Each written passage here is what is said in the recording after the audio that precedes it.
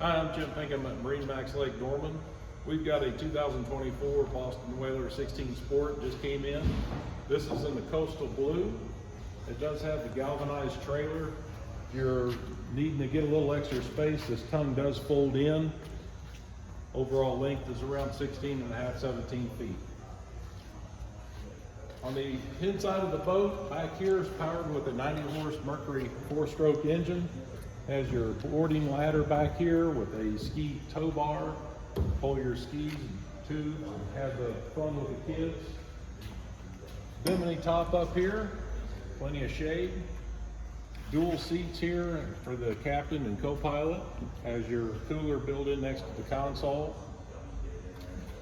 Little windshield.